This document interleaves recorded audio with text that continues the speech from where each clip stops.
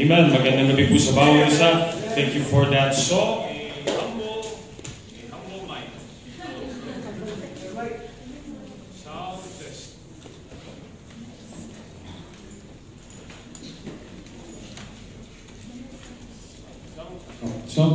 Sound. All right. Philippians chapter number 4. So stand up please. Philippians chapter number 4 po ngayong gabi ito. Masaya po ba ngayong gabi? Amen. As I've said last week, we're continuing a lesson about a much-needed unity. A much-needed unity. So, this is part 2, continuation, whatever you want to call it. Pero ito po ay tuloy-tuloy na pag-aaral patungkol sa pagkakaisa. Amen? Philippians chapter number 4, nakita niyo po. Amen? And we'll be reading from verse number 1. We're still in Philippians chapter number 4, verse 1 to verse number 4. Philippians chapter 4, verse 1 to verse number 4. If you found it, say aloud, amen. Amen. Verse number 1 says, "Therefore, my brethren, dearly beloved and longed for, my joy and crown, so stand fast in the Lord, my dearly beloved."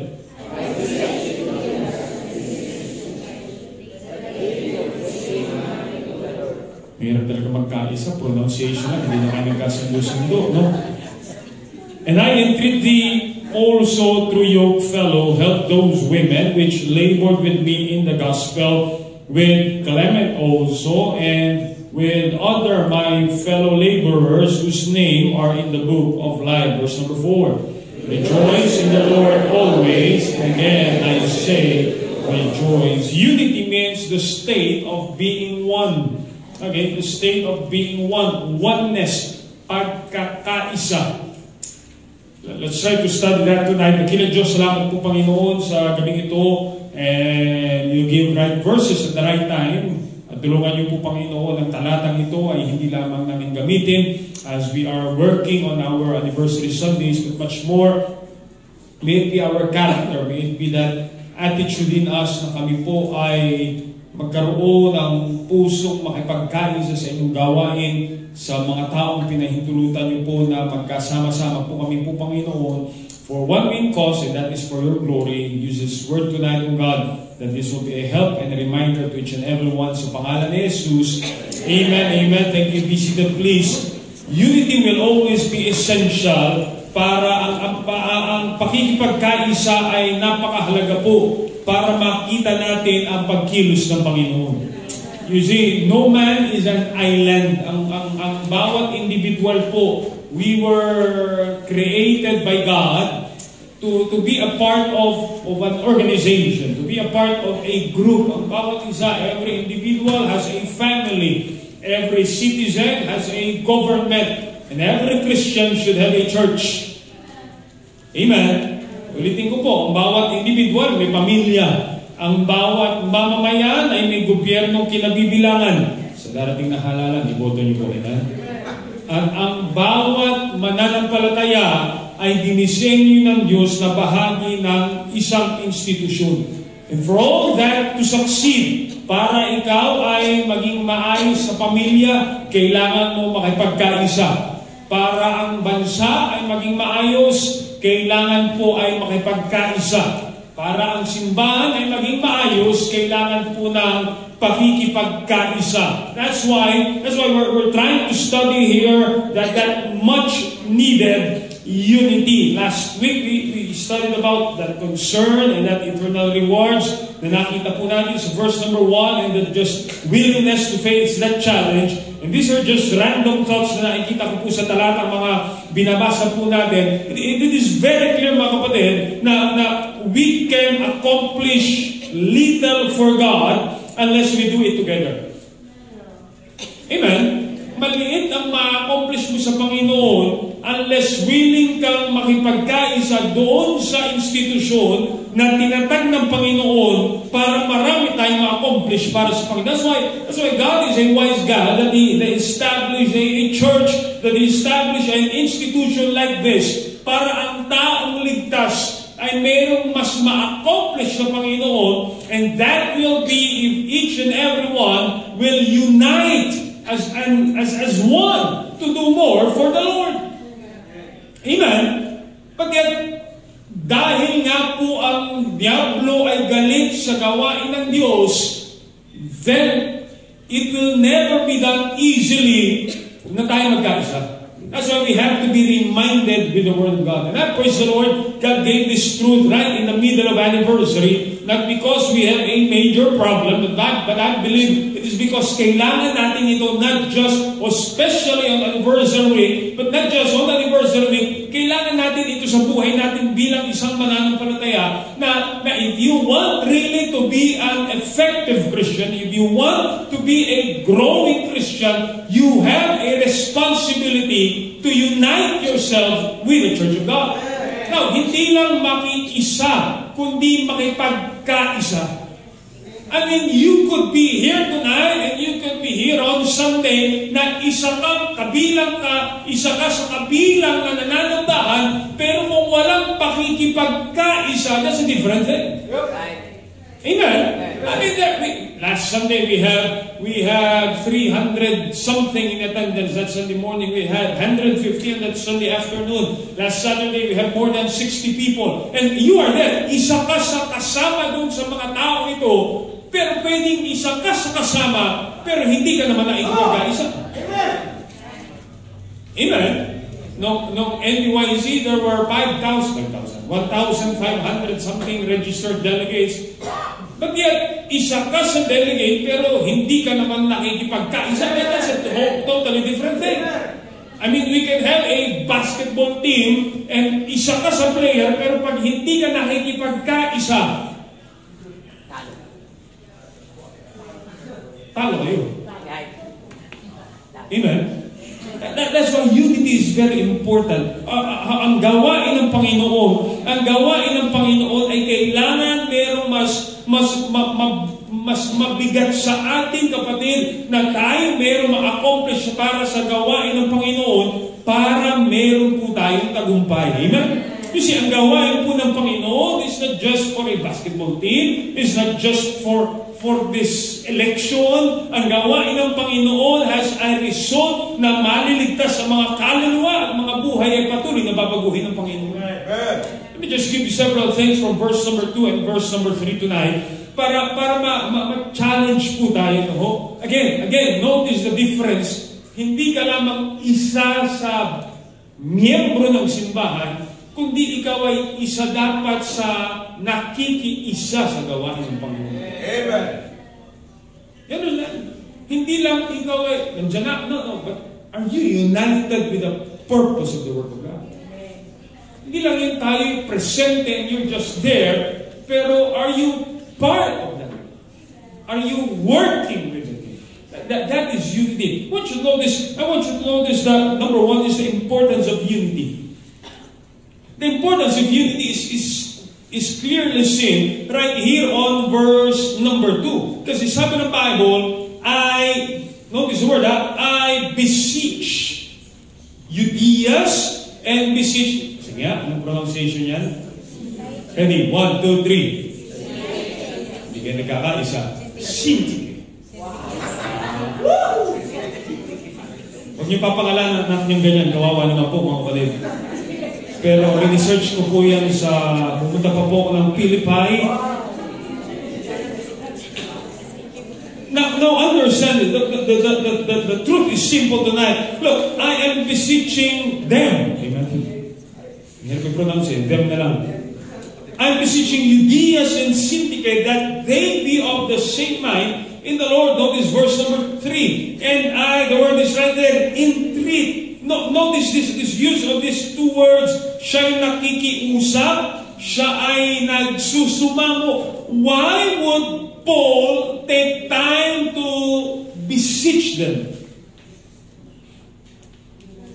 You remember that word, beseech, in Romans chapter 12? I beseech you, therefore, brethren, by the mercies of God, that you present your bodies a living sacrifice, holy and acceptable unto God. You understand? This word beseech, itong pagsusumamo, itong nakikiusap siya. He is entreating people. He is trying nakikisuyo siya sa mga taong ito. Now understand this. He is trying to beseech them. He is trying to make a plea. Nakikiusap siya dito dahil alam niya na mahalaga na itong mga tao ito'y magkaisa. Hindi ka nakikiusap. We do that, di ba? Hindi ka basta-basta nakikiusap kung hindi mahalaga yung pakiusap mo. I mean, there are things sa pagagawa mo, hindi naman mahalaga. Kung mahalaga ka, pwede mo ba gawin to kung hindi ka busy sa schedule mo, kung busy ka naman, okay lang next time. So there is no beseeching, there is no plea. I mean, it's an open door na kung pwede ka gawin mo, kung hindi, ayos lang next time. But here is a word, beseech. Here is a word, entreat. These two words is trying to prove a point tonight na si Apostol Pablo ay interesado na ma-restore ito. We don't know. Nag-aaway po sila si Euodias and si Syntyche. We don't know who is at fault here. And wala pong dinitali sa Apostol Pablo at hindi po siya naninisi kung sino ang may mali. The thing na interesado si Apostol Pablo is, you do have difference. I beseech you. Mahalaga na kayo'y magkaisa. You understand? Alam niyo po ba, many times, pag merong, siyempre, ang mahirap pagkasunduin yung hindi nagkakaisa. Pagkasunduin yung nagkakaisa na, di ba? But Paul is pleading to them. Paul is beseeching them. At siya'y nakikisuyo at siya'y nakikiusap po dito na he is trying to talk to Euodias and Syntyche and he did not give any details anymore na ikaw kasi at ikaw kasi. Paul is just concerned na anuman ang inyong pag-aalitan, hindi man kayo nagkasundo sa kulay ng kortina, sa kulay ng bubong, sa dami ng walis tambo, sa kulay ng medya, sa kulay ng upuan. I don't know what kung ano ang pinag-aawayan nyo. But I am beseeching you na napakahalaga na ma-set aside niyo yung mga bagay na yan at kayo ay magkaisa dahil meron pa tayong mas malalim na layunin kaysa sa mga bagay na pinagtatalunan nyo. Why po ba? And he is talking about the work of God here. Because si Apostol Pablo po ay kumbinsido na kung meron ng mas mahalagang bagay na dapat ating pinupursue, ayan yung gawain ng Panginoon.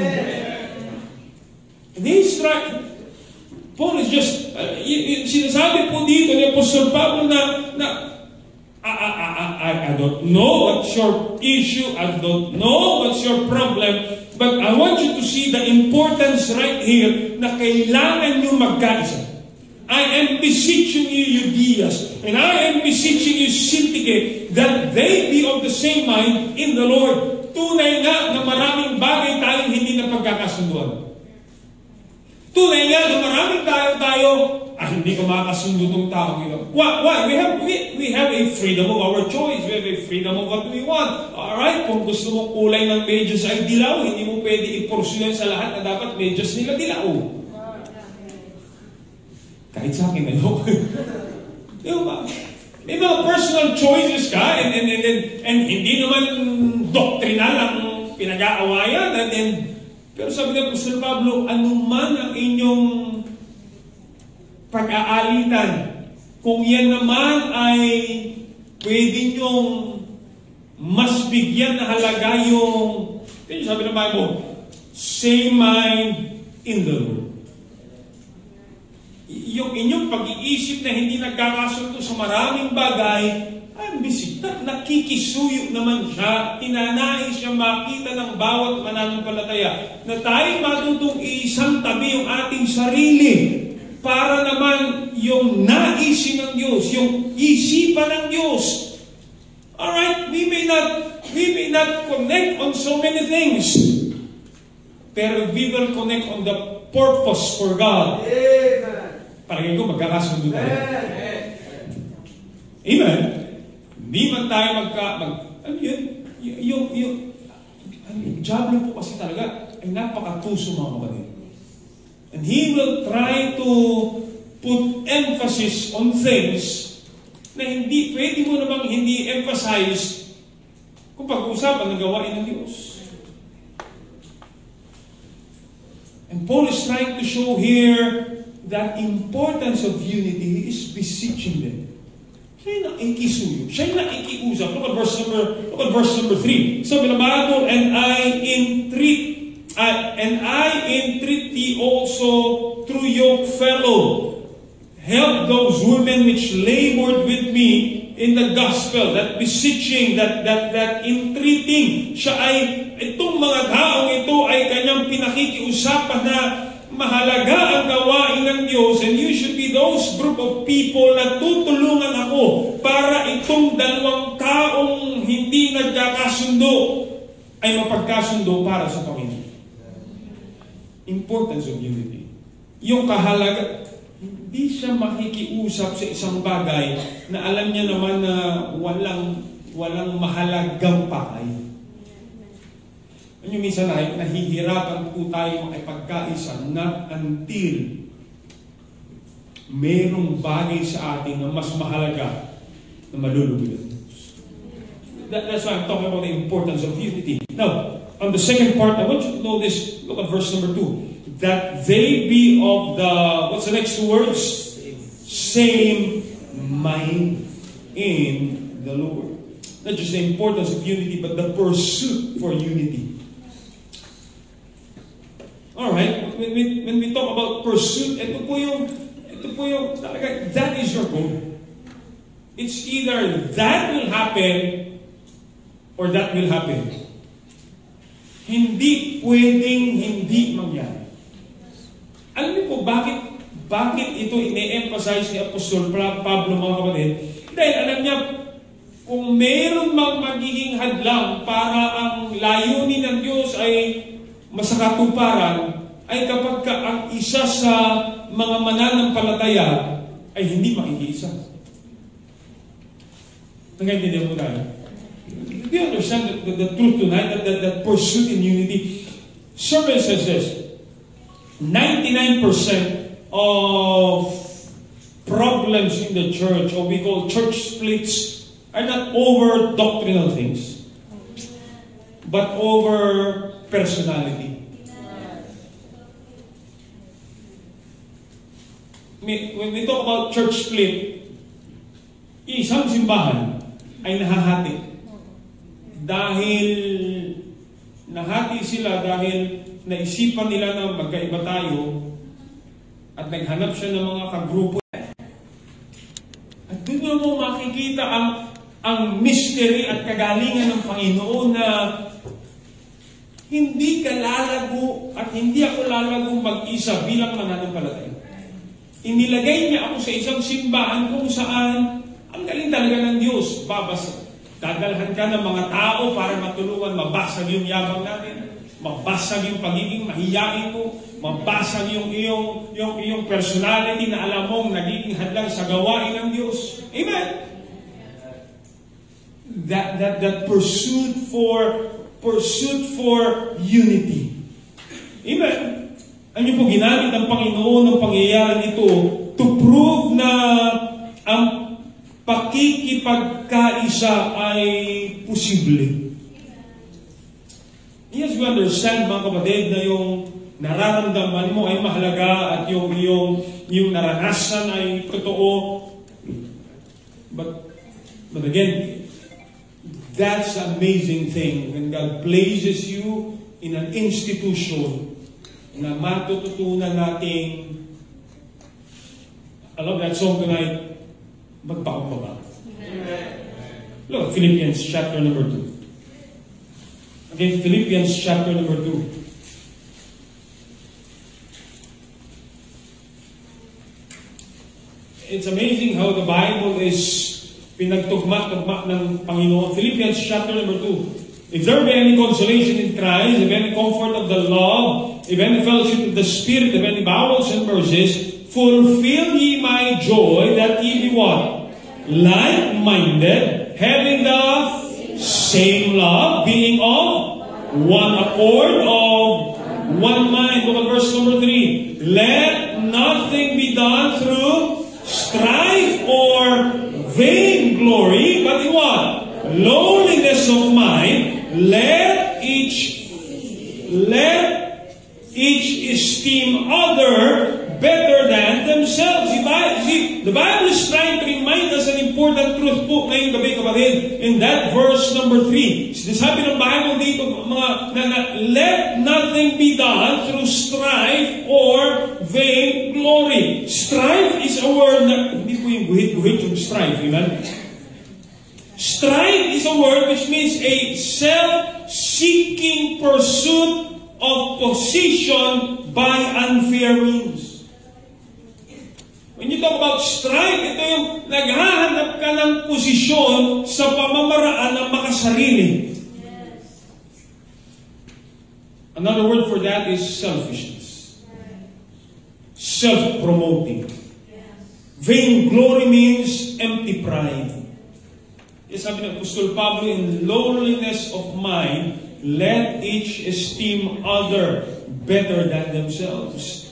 The idea is simple, mga kapatid. Let's consider others as better and as of a higher regard. Yung ibababa natin yung sarili natin, hindi yung mundo mag-a-adjust sa'yo.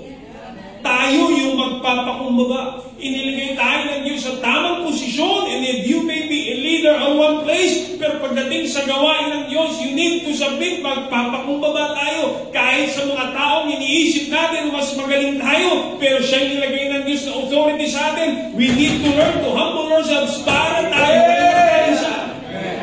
Isang tabi natin yung ating nalalaman, yung ating yabang, yung ating galing, yung ating talino, yung ganda mo at gwapo mo, kung meron man, you set it all aside.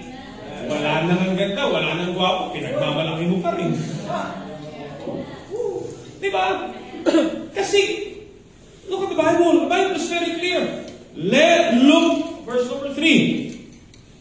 It will all be possible to have same love, one accord, one mind. Pagka tayo ay nagpakumbaba para makaisa sa gawain. Look at a basketball team na purpose niya ay sa sarili niya. Pagalingan. Di ba? Like one quotation I read.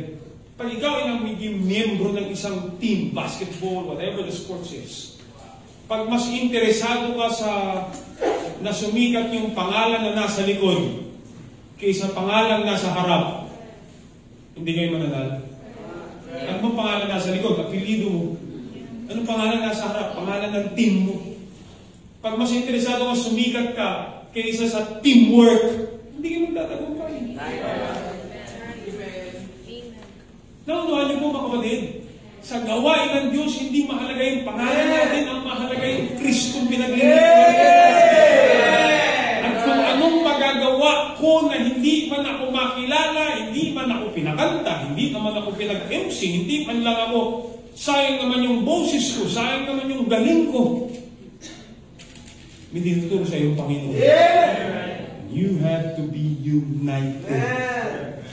You see, that pursuit for unity, that's why verse number 4, look not every man on his own things, but every man also on the things of others. Tuturo na salita ng Diyos na don't be focused na ikaw yung maging number one, pero maging focus tayo na ma-accomplish natin yung purpose ng Panginoon para sa kanyang gawa. Amen?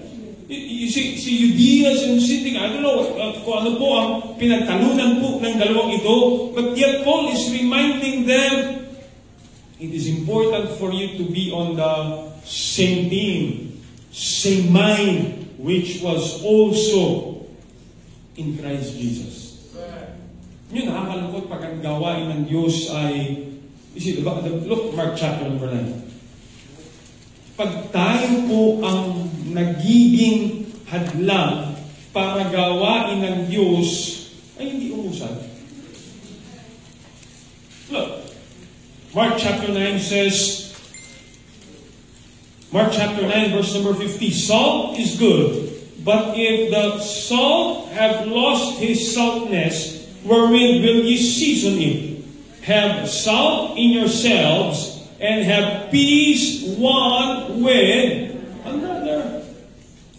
Sabi ko nga po sa inyo last week, you studied the Word of God last Sunday. Nagkabuhol-buhol lang, ha? Basta sinabi ko po ito sa inyo sometime. Many times in the Bible, one another has been mentioned so much.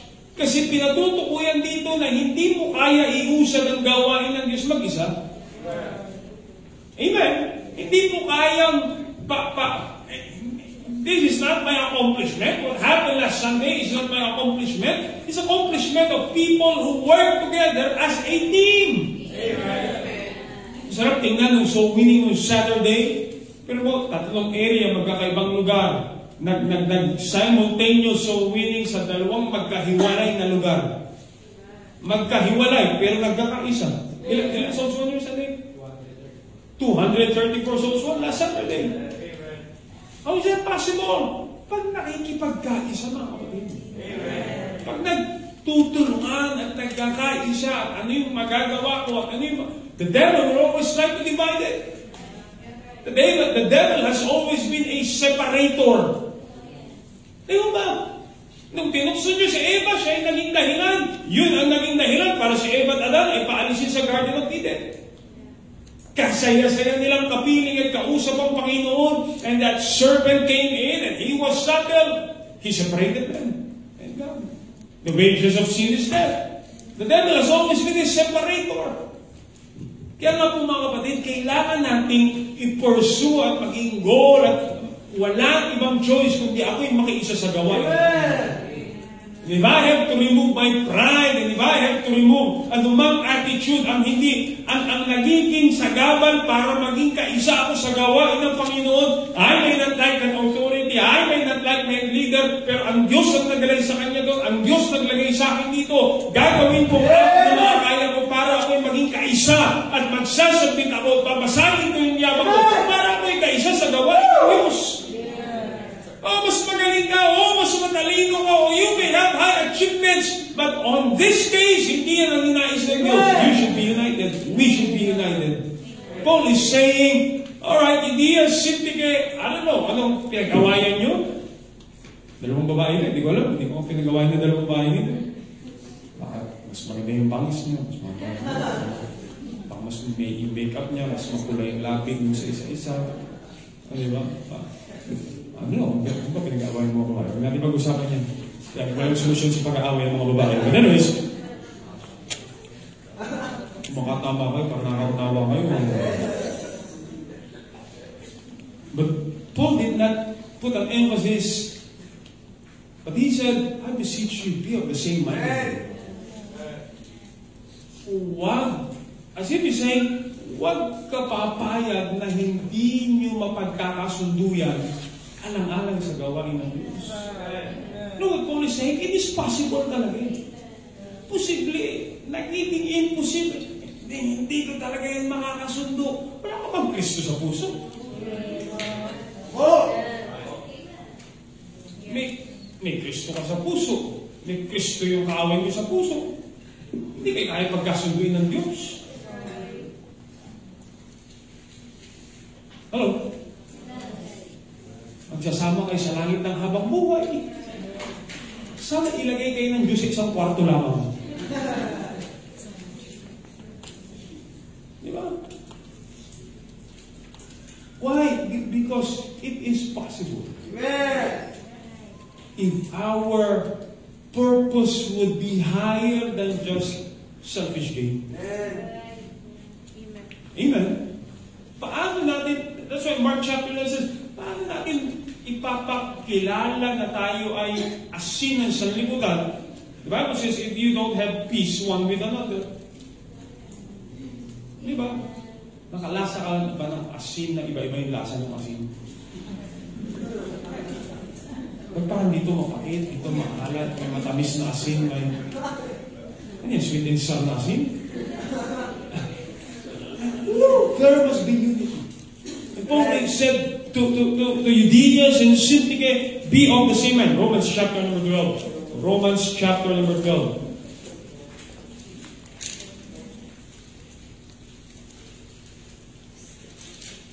Romans chapter 12 verse 16. Be of the same mind, one toward another. Mind not high things, but condescend to men of low estate. Be not wise in your own conceit. Recompense to no man evil for evil, providing things honest in the sight of the Lord. If it be possible, as much as lieth in you, live peaceably with all men. The Bible is trying to say, hindi naman kaya mong makasundo eh. It is possible. Hindi required na meron kang kaaway sa simbahan. Amen? Hindi required na meron ka laging, sino kayo makagalit ko ngayon sa simbahan? Sino kayo maasar ko sa simbahan ngayon? Sino kayo ma-offend ko sa... Hindi required yun, kapatid. Amen? Live peaceably with all men. Look at verse number 19. Dearly beloved, see? Mga magkakapatid, avenge not yourselves, but rather give place unto wrath. It is written, vengeance is mine, I will repay, said the Lord. Ang Diyos, huwag mo lang gamitin yung verse na vengeance is mine. Sabi ng Bible, vengeance is mine. Sabi ng Bible, say it the Lord. Ikaw ang mag-aakda, no? Sabi kasi ng Bible, vengeance is mine. Therefore, if thine enemy hunger, feed him. If he thirst, give him drink. For in so doing, thou shalt heap coals of fire. And he said, hindi required na lagi kami kaaway sa buhay mo. Sa gawain ng Panginoon. O pag nagugutom, pakainin mo. Pag nauuhaw, painumin mo. Ikaw ang bahala kung anong papainumin mo. Pero painumin mo. Be not overcome of evil, but overcome evil with good. Bible is trying to say it is possible to be united. Let's pursue peace in the work of the Lord. Amen? That pursuit for unity. Look at verse number, we'll finish this off and just trying to encourage everyone. matuto at kailangan natin magpakumbaba, mga kapatid. Kasi kung, tingnan niyo po look at the logic that we're doing. We invite visitors to church. We want people to see the love of God in the work of God. Hello? Amen? Pipilitin mo yung taong sumimba para makilala ang Kristong nagbago ng buhay mo. Samantalang yung mga buhay na binago ng Diyos, nakasama mo na sa gawain, aawahin mo na. Hindi mo nare-respetuhin. Hindi mo papakitaan ng pag-ibig. So yung dinadala mong bisita na pinapanalangin mo, pag nakilala mo na rin ugali niya, aawahin mo na rin. And then you will be that kind of Christian. Marami na akong kaaway dito, lilipat man ako ng simbahan. Hanap na naman ako ng kaaway. Hanap na naman ako ng kaaway. Pag magaling ka talaga mga away, and sometimes it happens from here, yung pastor na umaalis sa simbahan, gawa na magaling gumawa ng kaaway, subukan mo lang. The devil is so subtle in trying to divide the work of God. But greater is He that is in us than he that is in the world. Many times the only thing really that becomes the problem is our pride. Amen?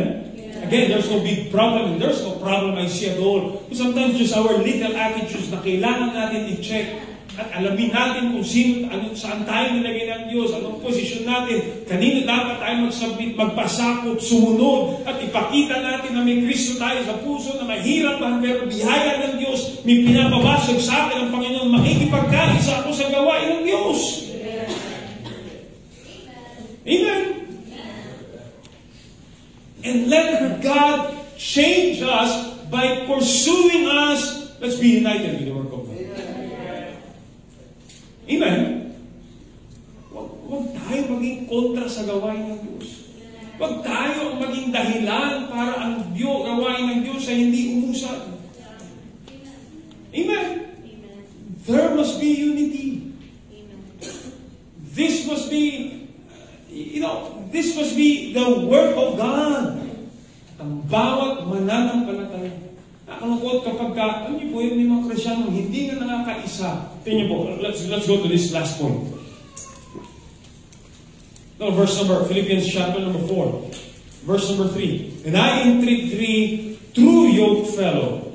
You see that? True yoke fellow, help those women which labored with me in the gospel, with Clement also. We'll try to study these people. With Clement also and with other my fellow laborers whose names are in the book of life. Now, sabi ng Apostol Pablo dito, I entreat thee also. So he beseeched Euodias and beseeched Syntyche. We don't know the problem, pero sabi niya magkaisa kayong dalawa. Now he's talking to the church. And I entreat thee also, true yoke fellow. Okay? And then sabi niya dito, help those women which labored with me in the gospel. I think he is talking about Euodias and Syntyche. So sinasabi niya po dito,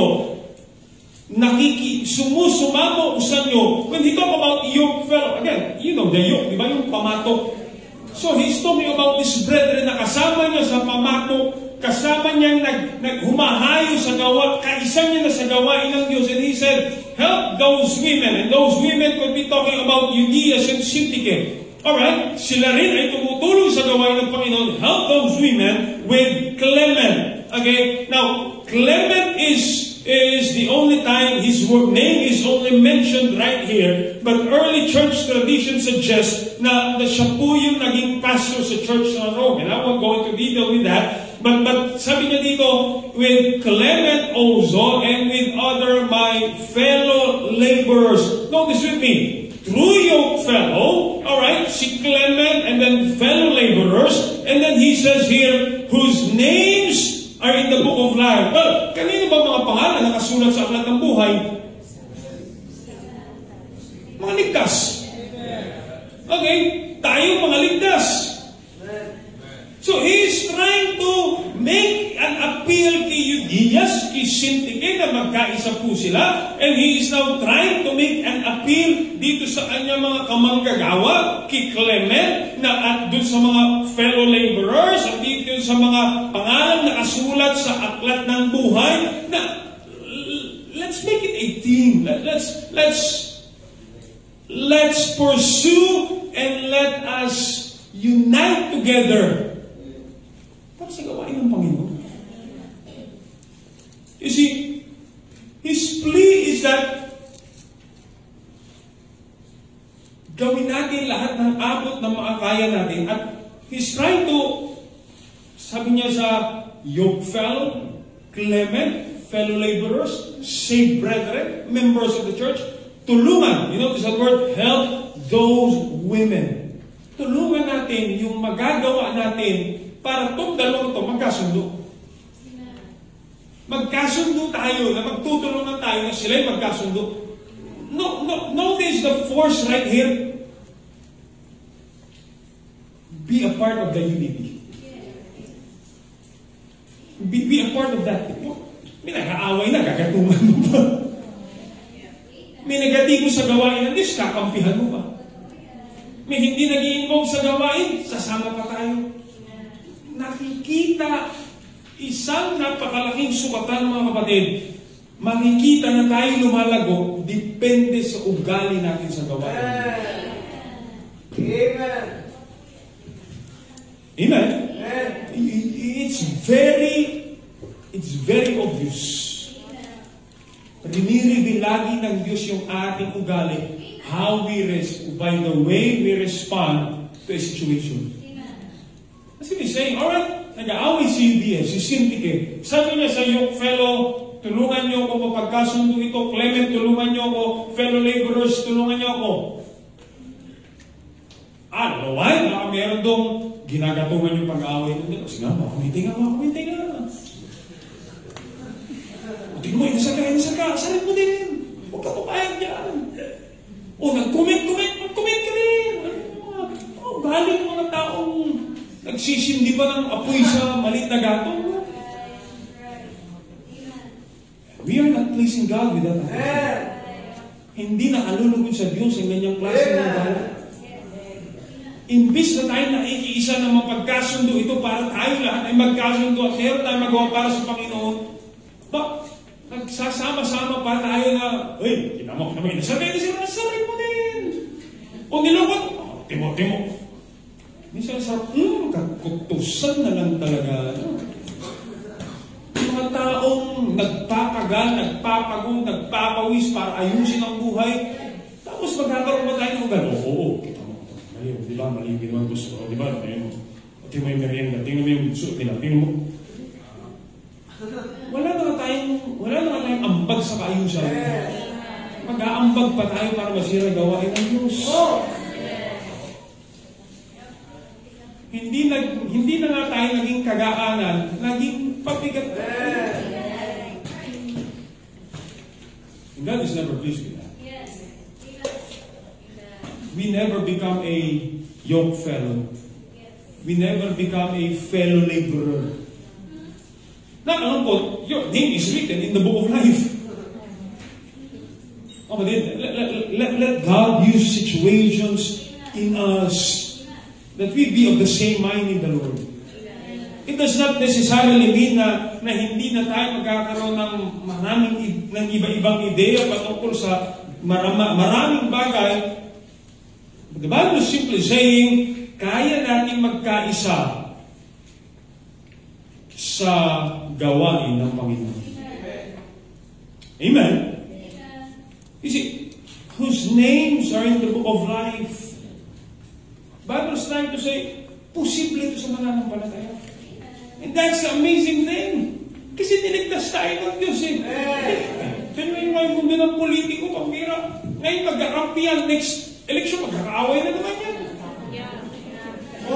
Bakit sila nagkakasundo? Meron silang iisang boss. O diba meron tayong mas mataas na iisang layunin para sa gawain natin? Bakit hindi natin mapagkaisa? Ibig sabihin, humihiwalay ka ng layunin mo. Humihiwalay tayo ng aghikain natin. Gusto na naman natin sumikat yung apelido natin kaysa team natin, mga kapatid. The Bible says in 1 Corinthians chapter number 12. 1 Corinthians chapter number 12. Alright, 1 Corinthians. And this is written to the church in Corinth. Alam po naman natin na puno ng kakarnalan.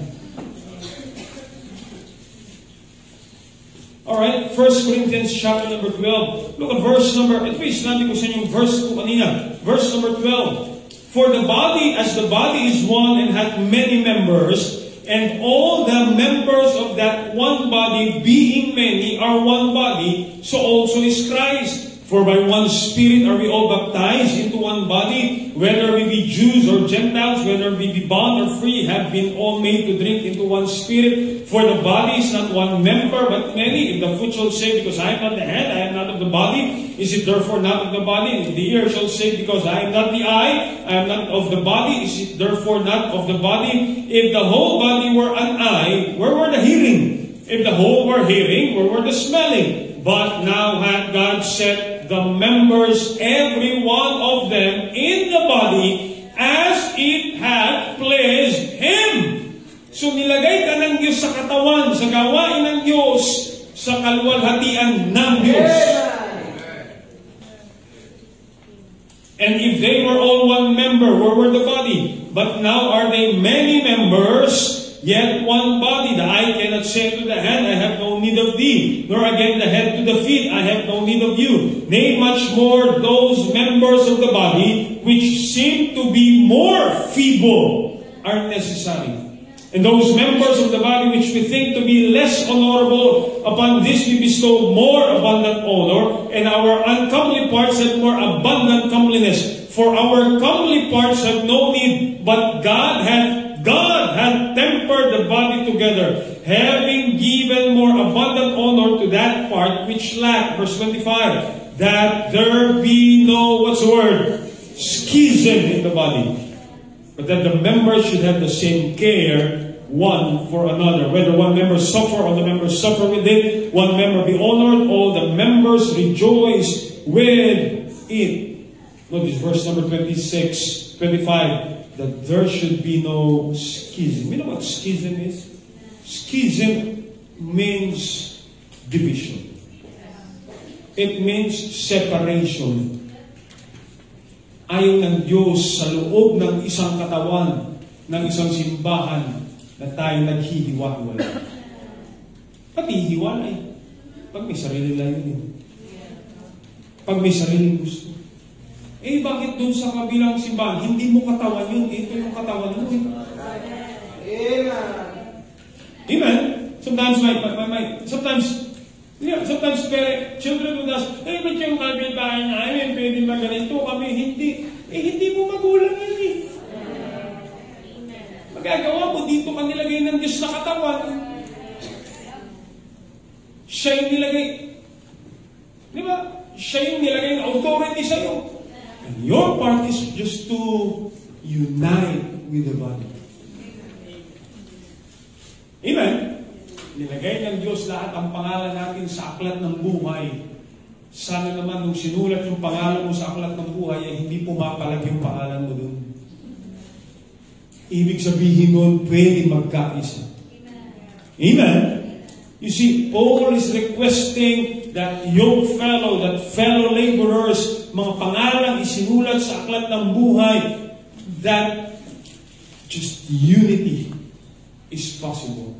Amen? Ang pagkakaisa po sa gawain ng Panginoon ay hindi dapat mawasak ng mga personal agendas, ng mga personal hurts po natin, ng mga personal goals po natin. Maaapektuhan minsan, but a good thing to remember is tayo po ay bahagi ng isang gawain ng Diyos na dapat nagbabago at nagtitindig ng buhay.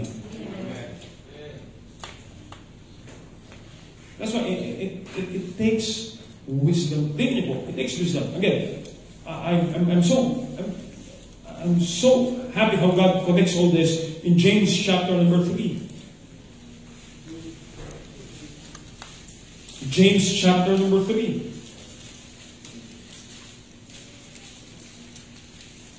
Then you go, James chapter number 3. We're about to end here. James chapter number 3. Verse number 14. Sabi ng Bible, but if ye have what? James 3:14, if ye have what? Bitter envying, strife in your hearts, glory not. Lie not against the truth. This wisdom, yung iyong bitterness, yung iyong awa, yung iyong galit, yung hindi pag-submit sa authority, this wisdom descended not from above, but is earthly, sensual, devilish. For where envying and strife is, there is what? Confusion and every evil work. Verse 17. But the wisdom that is from what? Above is first pure, peaceable, gentle, easy to be entreated, madaling pakitunguhan, full of mercy, good fruits, without partiality, without hypocrisy. You know how can pursue unity? You ask wisdom. Hindi ko makasundo itong taong ito, Panginoon. Anong gagawin ko? Hindi ko wisdom sa Panginoon. Amen? Panginoon, nilagay ako ng Panginoon sa area 4. Hindi ko makasundo yung sarili ko. Yes, wisdom of God. God is wise enough.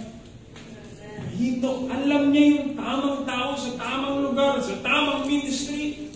Ba't kasi hindi ko kasundo yung pinapasama sa akin sa area? Siya pa yung naging leader ko. Siya pa yung, parang nananadya ang Diyos. Nananadya talaga siya dahil meron siya tinuturo sa iyo. Amen? Kasi kung tayo masusunod, gusto natin, kasundo natin lahat ng tao, kaya lang nilagay tayo ng Diyos sa lugar, sa simbahan na hindi perfecto. Anyway, ano ang kasama natin sa simbahan? I'm far from perfect. You are far from perfect, pero pinagsama tayo dito ng Diyos, and He wants us to ask wisdom so that we can have unity. Para ang umaangat po ay hindi yung sarili nating agenda, kundi ang layunin ng Panginoon. Amen? Oh, how? That's what the Bible says, how good and how pleasant it is for brethren to dwell together in unity. Last verse, 1 Peter chapter number 3. 1 Peter chapter number 3. I hope you're still with me. Amen? 1 Peter chapter number 3. Verse number 8.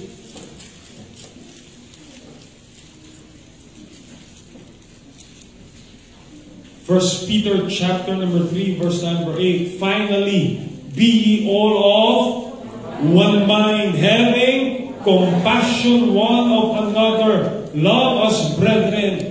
Be pitiful. Be courteous. Not rendering evil for evil, railing for railing, but contrariwise, what? Blessing. Maging blessing ka. Knowing that ye are thereunto called, that ye should inherit a blessing. For he that will love life and see good days, let him refrain his tongue from what? Evil. And his lips that speak no guile. Let him what? Eschew evil, do good, let him seek peace, and ensue. Let's be that kind of Christian tonight. Ang goal natin bilang mananampalataya, maging kaisa sa gawa. Hindi ka nilagay ng Diyos sa simbahan para humanap ng kaaway. Nilagay tayo ng Diyos sa simbahan para tayong magpabago sa Panginoon. So, paano yung taong hindi ko makasundo? Well, pangalan mo sa Panginoon. Panginoon, ano yung mali ko para makasundo ko itong taong ito? Baguhin niyo po para maging maayos po ang relasyon. Amen? Whether you like it or not, ligtas ka. Amen? Pag hindi ka sa ngayon, ligtas ka. Amen? Yung kaaway mo, ligtas din. Ano na, gawin mo. Pag dali mo na yun sa kabila, ano na sa langit. Look, the devil is after trying to destroy you. Let's seek peace. Let's seek unity. Let's be that kind of person na sabi ng Apostol Pablo, hindi kayo, ano pinag-aaway, pero pagbati kayo, ayusin yan. Gawin niyo ang kumakaya na kung meron kailangan magpakumbaba and let's have that mind of Christ. Find a way to resolve that problem because we have a greater cause. Kung yan naman ay nag-away lang kayo sa kulay ng sapatos, pambira, uusan ng gawain ng Panginoon na Magkaiba kayo ng kulay ng sapatos, ng makeup, ng lipstick. And let's look at that higher cause.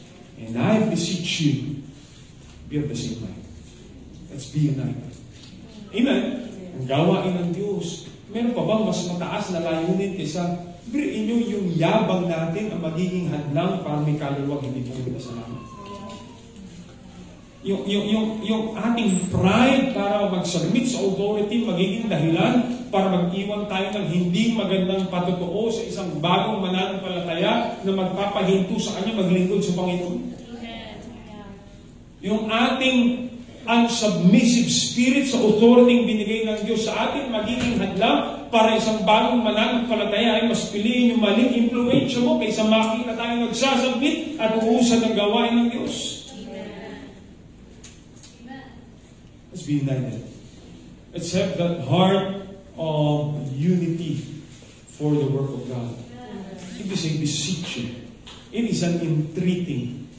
We're dearly beloved, mga kapatid. Let us be united for the cause of Christ. Tayo po tayong lahat. Nakilang Diyos. Lord, the truth tonight that I need, the truth tonight, marami pong Kristiyano ang kailangan. Minsan akala namin kami ay malagunang mananampalataya. I'm not saying we will compromise our doctrine at kami makikipag-iska isa sa mga taong hindi namin kasundo ng doktrina. But because many times we are not uniting just because of our pride. Just because of a personality na ayaw po namin ipabasag at ayaw po namin magpasakop. Tonight, I pray, O God, tulungan niyo po, Panginoon, kami. Help us to have a humble heart, O God. Isuko namin ang aming mga yabang at mga sarili po naming agenda, so that we can be united for the cause of Christ. Manindigan kami sa tama, that is settled, but yet the attitudes that we have, the attitude na meron po kami, Panginoon, na ganito ako, tanggapin mo ako, Panginoon, pasagin niyo po yun sa amin, at tulungan niyo po kami magpabago kami sa salita ng Diyos. Magpasakop po sa mga authority na nilalagay niyo po sa aming buhay, at ang makita po ay inyong kapangyarihan pagbabago, at ang makita po ay pagkilos at mataas na layunin para sa inyong kaluwalhatian. Let's po mensahe nito, I pray, God, that the truth was accepted with humility in our hearts so that we can do more for your honor and glory. Sa pangalan ni Jesus. Amen. Message is simple. You know God spoke to your heart. When it comes to the altar, and talk to God.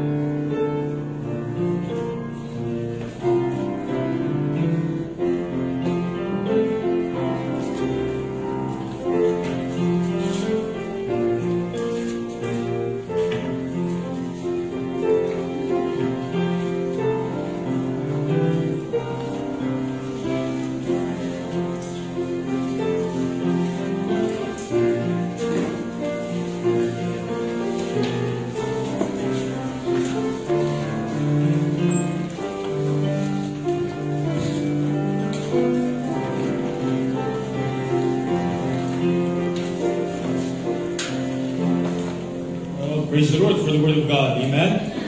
Alam niyo po, what I said tonight was very simple, but yet it's a very truth na maraming simbahan ay nabawasak because of that. Just because ayaw makikisa, ayaw magpakumbaba, ayaw, they just have their own agendas. I pray, members, let's be united for a higher cause, and that is for the cause of Christ. Amen?